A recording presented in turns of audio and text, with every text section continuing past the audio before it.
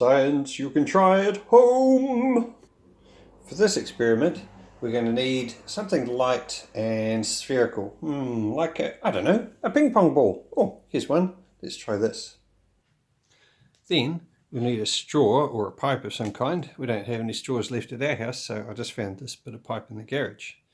Because what we're going to try to do to see if we can make our ping pong ball fly. Now, one of the problems you might encounter is if you try it without just with the straw and the ping pong ball, it'll keep flying off all over the place. So we're going to make a bit of a cone, a landing pad for the ping pong ball. So to do that, if you've got a compass or even the base of a cup or something you can draw a circle with, we're going to make a quick circle with this. We'll cut it out and make our landing pad for the ping pong ball. So draw a circle there. It's hard to see on that video, but you can see there's a very faint circle there. We'll cut that out in a sec.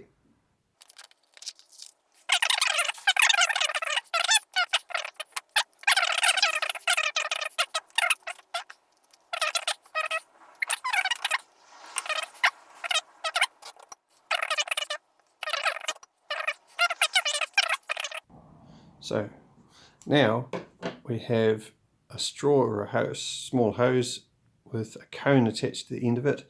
What that does, it gives the ping pong ball, or a very light spherical object, could be one of those polystyrene ones that you get from the craft shop. And we're going to see if we can make this float in the air. Now, from experience, I know this takes a fair bit of puff, so excuse me if you hear some wheezing, but we'll see if we can get this thing to fly.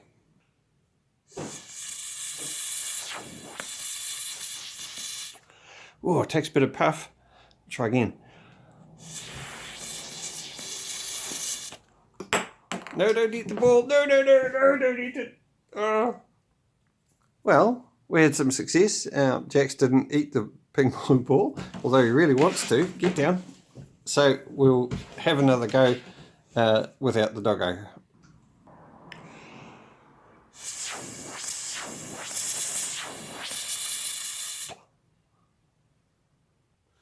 So, what's happening with our floating ball? Well, when we're pushing the air underneath it, we're counteracting gravity, because even though the ball is very light, gravity is wanting to push it downwards, right? So that's the primary force on our sphere. We can make it look more like a sphere like this. That's our sphere. So what's happening with it when we blow the air on it? Well, it's important that it's spherical. When the air comes up, see, it's from our straw or tube like this, it's blowing up and around it like this, and basically forms a kind of like a vortex shape of wind. So as the ball tries to fall that way or that way, the wind that is created by you is pushing it back into the center. Now, the reason I say it's important that this is a sphere, other shapes would struggle with that, and we can experiment with that a little bit. So we've got this wind and it's coming up here and it's blowing up and around. The force isn't very strong from your blowing through the straw, so it can't go up continuously. There's a level where the ball goes up, and you noticed in our first part of the video, the ball went up and then came down and went up and went down a little bit. But I wonder if we had a more consistent force, whether we could get something heavier to fly, and if we could get it to stay where it's put. So this got me curious. What would happen if we used something with more force than my lungs? So, to get more force, I've employed the use of this vacuum cleaner, or at least half a vacuum cleaner. This particular one has a blow function for, I don't know, blowing out the dusty parts of things or whatever. And so it can actually blow with some force out of this hose here, which would be replacing the straw in our experiment. Now the reason I want to do this is I want to see if I can fly heavier things. For example, a ping pong ball only weighs less than 2 grams. In fact, it's difficult to measure how much it weighs because it's so light that it barely registers on the scale. A tennis ball weighs about 55, nearly 60 grams. It's still light. It has quite a big surface area, it's quite fuzzy. Now this is going to be noisy, so just bear with me as we have a go. We'll see if we can get this tennis ball to fly via a vacuum cleaner. The hissing in the background is the rain. Good news for the farmers.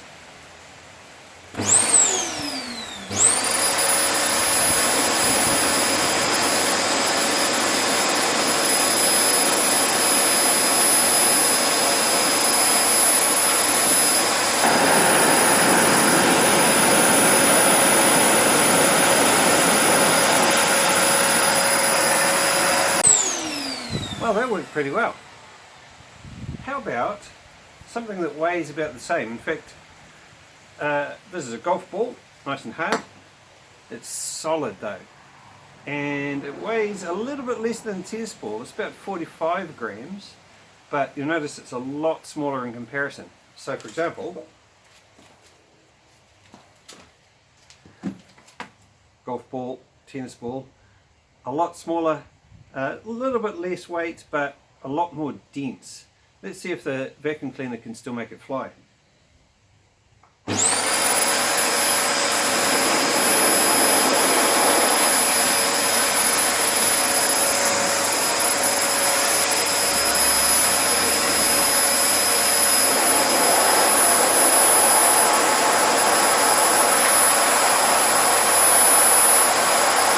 little bit. Notice how it's spinning around.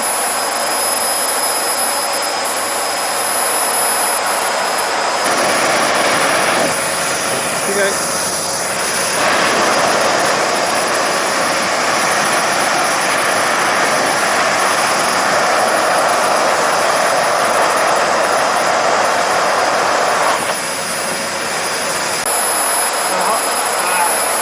Senior I hold it, the better it goes.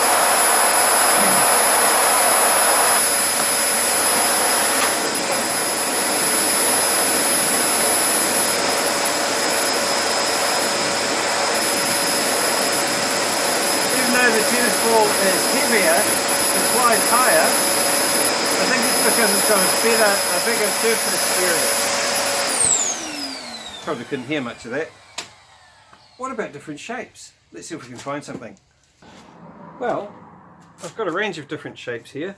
I've got a cube of styrofoam. I've got a rubber foam actually. Cube of wood around about the same sort of size, but it's a lot heavier of course. Cylinder in the shape of an old film canister, a cup, and another type of cylinder. I want to see if any of these things can fly as well as the tennis ball. So let's have a try at these different things.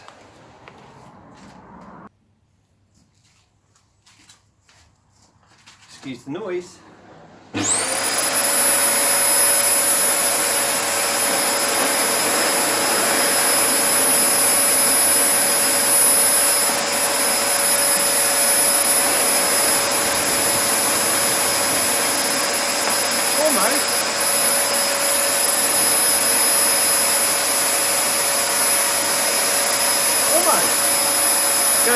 Flies very high.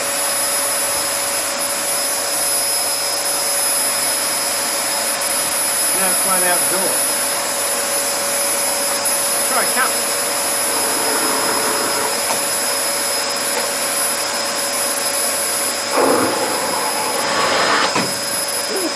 Didn't expect that. Try a cylinder.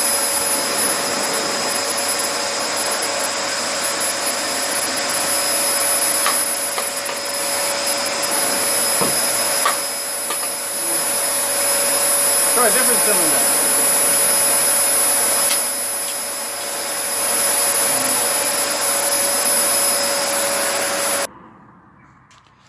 Part of the problem with this one is that it flew up alright, but it's way too light, just shot up into the sky. I wonder if we put some water in it to make it heavier, if that would work. Let's see. So I've put about half of it full of water, well not full, it's got half water in it. So let's see if that flies any better. The gravity should sort of work a little bit with more force on this and maybe it'll hover, we'll see.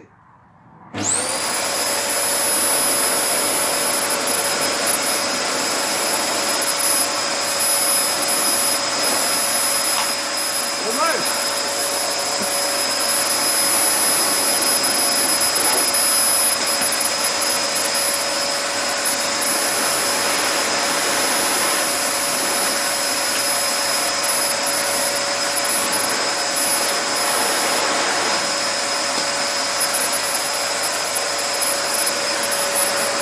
So, have a try at home, see what you come up with. Remember to ask your parents if you're using anything dangerous like an open vacuum cleaner or anything like that. And be careful, make mistakes, see what happens.